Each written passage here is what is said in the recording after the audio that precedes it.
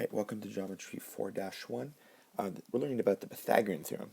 And just getting started here, the book doesn't go over this, but I wanted to go over a proof for the Pythagorean theorem. So how do we arrive at a squared plus b squared equals c squared?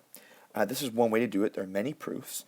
But this would say, this one goes, how do we find the area of this outside square? So let's say this whole thing was a tile, and within this tile is embedded this green square here. How can we find the area?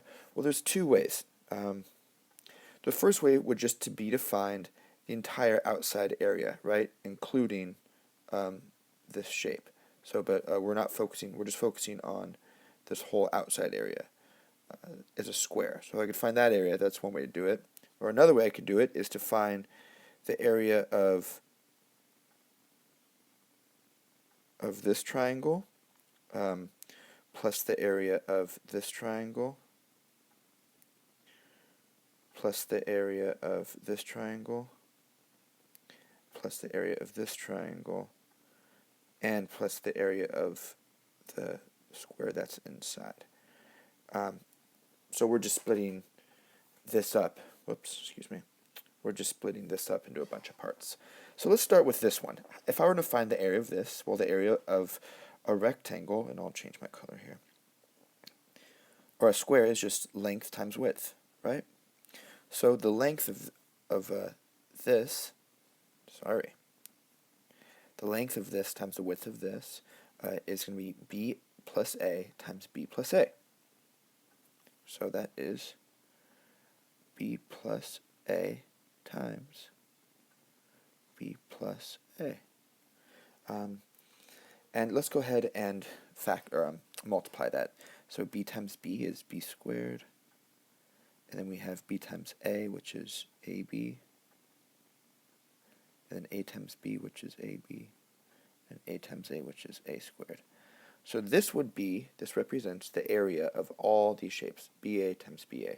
Let's look at it this way. Well, first we have four triangles, right? So how we find the area of this is it's going to be, there's four triangles plus the area of the square, right? So what is the area of a triangle? Well, area of a triangle is 1/2 base times height. And all these have the same triangles, or all the AB triangles. So this is going to be 4 times 1/2 BA. Well, I'm sorry, we'll just do AB. 1/2 AB. Plus, and again, 1/2 A times B would be the area of this triangle. Again, AB, AB, AB. So there's four triangles. Plus the area of the square, which is, again, length times width, which is just C times C. Or C squared. If I multiply this 4 times the half, I have 2AB plus C squared. Now what we've just done here is we found two different ways to find the area of this. Both these equal the area, so we could say that this equals the final area that we're looking for, as well as this equals the final area that we're looking for.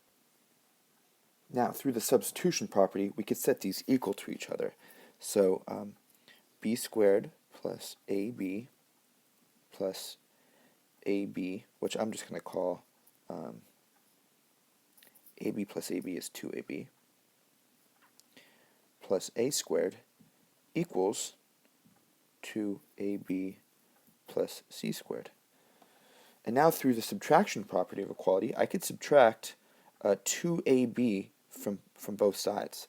And if I do that, what I'm left with is that b squared plus a squared equals c squared. Or if I rearrange that, a squared plus b squared equals c squared.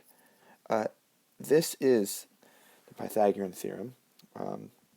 And we've looked at a way to prove it. So again, the a squared plus b squared, so the legs of a right triangle, will equal the square of the hypotenuse. And that's the Pythagorean theorem. Let's take a look at what the book's asked us to do now. So knowing this formula, the book is going to ask us to find a missing length. In this case, we'll call this x. So again, the leg squared plus the other leg squared will equal the value of the hypotenuse squared. So we have one leg here, 8, so 8 squared. We don't know what b squared is. We'll keep that b. And c is 20 squared. Computing these now, 20 squared is 400, 8 squared is 64. And then subtraction property of equality, minus 64 on both sides.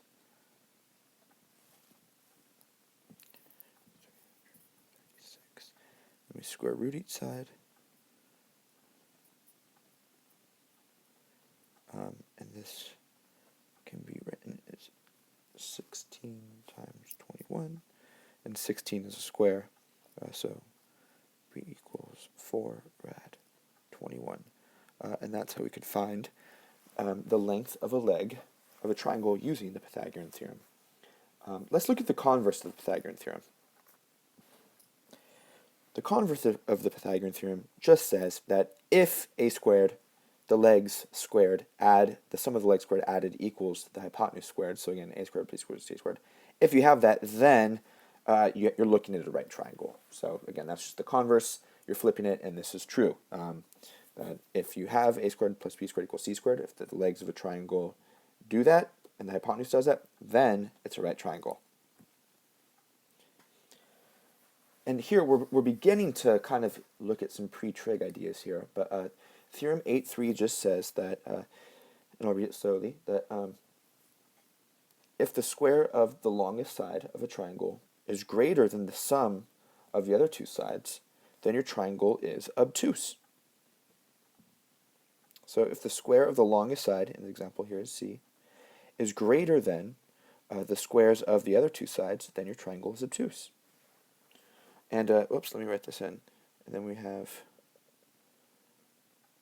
Theorem 8-4 in your book, this is page 494, that says, if the square of the longest side of a triangle, so here's C, the longest side again, is less than the sum of the square of the other two sides, then your triangle is acute.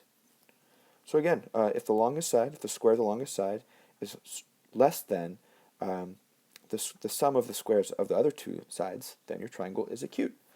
And you'll use this, and if you look at problem 5 and 495, you'll use this to classify, is the triangle acute, obtuse, or right? So again, if they're equal to each other, then it's a right triangle. If the longest side is smaller than these two, it's acute.